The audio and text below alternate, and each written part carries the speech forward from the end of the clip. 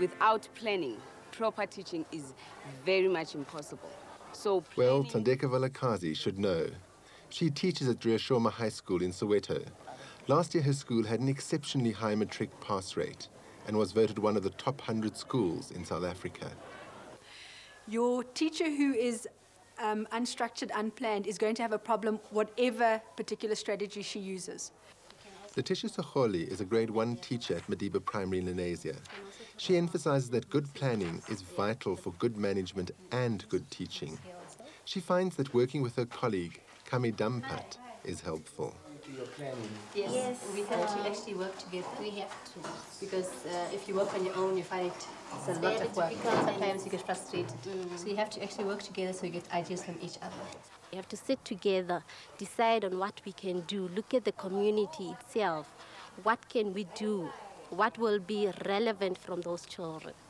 And if my planning is right, I reach my outcomes at the end of the day or through a certain period of time, then I know that it makes me an exceptional teacher. Discipline is probably the most common management problem. But a teacher who researches a lesson, plans well, and teaches imaginatively will minimize the likelihood of discipline problems. Your teacher who is ready, she's done her planning, she's familiar with the work, is going to cope better. She's familiar with her topic, she's interesting and dynamic. Whatever particular approach that she uses, the question of discipline won't be the only issue in that particular classroom. But discipline will sometimes break down. It could be a consequence either of poor teaching or of pupil misbehavior. Whatever the reasons, disciplining will always be a contentious issue. After all, we're dealing with young people who are trying to forge their own identities. with the laws coming in and children knowing their rights, obviously, they have a right to do that. Some of them take advantage of the laws of the country. You spend something like 10 minutes trying to say, hey, shut up your mouth, shut up your mouth. They don't accept the discipline, despite the fact of corporal punishment.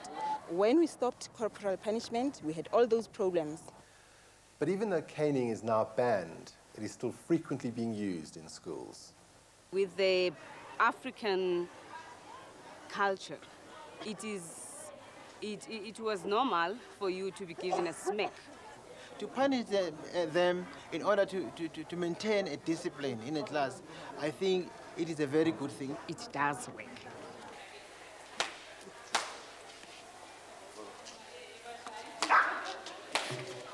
Parents meeting, the parents were unanimous that we should not abolish corporal punishment because they know that these kids are afraid of corporal punishment, and that if they know that at one stage they can be beaten up, they will actually refrain from doing wrong. But even this teacher realizes that caning is a poor management tool. But this is not an effective way, really, of maintaining discipline, because what it means is that as long as there is a stick, they will behave. But who wants to carry sticks all over the show? So what is the alternative? The MEC for Education in Gauteng, Mary Metcalf, has firm ideas on how to create a disciplined learning environment. We believe that we need a school-based approach to the discipline of those learners, and it must be an approach which is educational for the learners themselves, which means that they, through their education, learn to be more self-disciplined as learners. How do we balance this need for order with the need to provide a space in which young learners can experiment? In the past, we overused the cane, very often at the expense of developing confident young learners.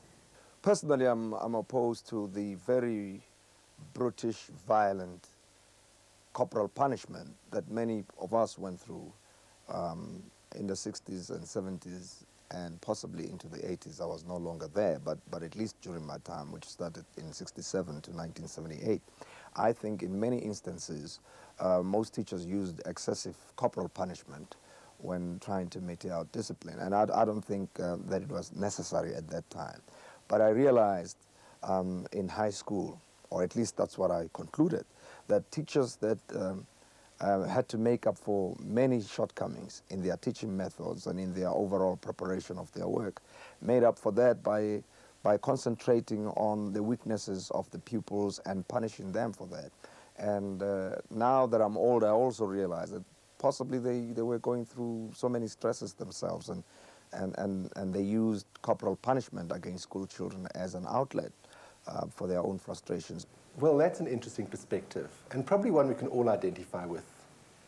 But as Mary said, disciplining should be educative, and we should really consider carefully whether the short-term fear that the cane creates doesn't do sort of long-term educational damage. Luckily, we have examples of alternative ways of managing a disciplined school environment. Let's have a look at this video from Groenberg High School in the Cape. Groenberg High has developed a new approach to discipline. They have introduced a code of conduct. This code of conduct, called Project Herstel, was drawn up through a series of meetings with the governing body. Mrs. Joseph is one of the teachers who has been implementing this system. My thing is this, that I tell them we need to respect one another. But what do you do when you have a naughty child that refuses to cooperate? What I did specifically with my kids is like send them outside. That was my first thing. Put the kids to work, go out, talk to them. I'll see you in 5 minutes. And it's amazing that once you talk to the child, you pick up some problems that the kids have that you never thought about. By getting involved with the students' problems, Mrs. Joseph wins their respect, which is the basis for discipline. But that doesn't always work immediately. We asked Mrs. Joseph what she does if nothing else seems to work. Let them clean the toilets.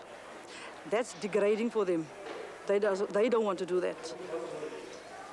So they decided, no, let's rather work in class. Groenberg is interesting. They seem to accept that teacher authority emerges from mutual respect, and they've developed a code of conduct.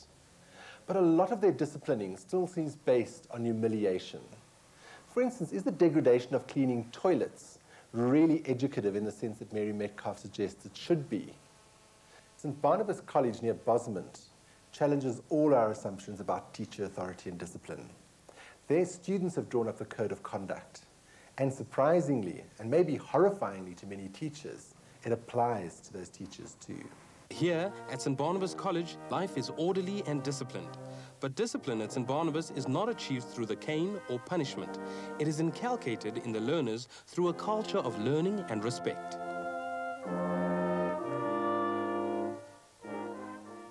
At St. Barnabas, they often use peer teaching so that students can learn to understand a teacher's responsibility. For example, when students do presentations, which they do often, we realize that it takes a lot of courage and a lot of guts to stand up there and present something to the class. The disciplinary procedures at the school are not imposed by either the deans or the headmaster. The code of conduct here was drawn up by the students themselves. Well, they picked up the fundamentals of the school, that that people would basically respect one another. I guess that's what sits at the center of it all. And then they picked up the niggling things, like not walking on the grass, but using the grass as a place to sit on. The best one of the lot, of course, is the final statement. This refers to all the people at St. Barnabas College, not just the students. Unfortunately, all schools have not yet discovered that responsibility is the best route to a disciplined school. I come from a school where there was a corporal punishment system in place, and I know that basically the teachers used to beat the students up, and I don't think that's an appropriate environment for learning. If you come to school every day and there's a hostile environment, I don't think that's going to benefit us in any way in the long run. It seems that our role as managers is to create the conditions favorable for learning. And as Reg and Bev have discovered, this is to do with more than just the technical issues of efficient planning. It has to do with the exercise of our authority thoughtfully. From their many discussions with teachers, Bev and Reg became aware that professional teaching is not simply a matter of getting a qualification. One has to earn the title of professional. I've come to realize that teaching is a calling, and most teachers that are happy in that profession are those who have a passion for it. We've been through a number of schools, and we've met quite exceptional teachers, and there were other teachers who were not motivated. But what I learned was that teachers need to earn the respect. You know, you don't just get it automatically. What Bev and Reg have come to realize is that teaching is not a routine 9-to-5 job. It is not a matter of sitting and waiting for a check at the end of the month. They saw that a teacher's responsibilities go way beyond the classroom. As a teacher, I have a very important role to play in the classroom situation outside the school premises. We actually teach the child moral values, skills in life.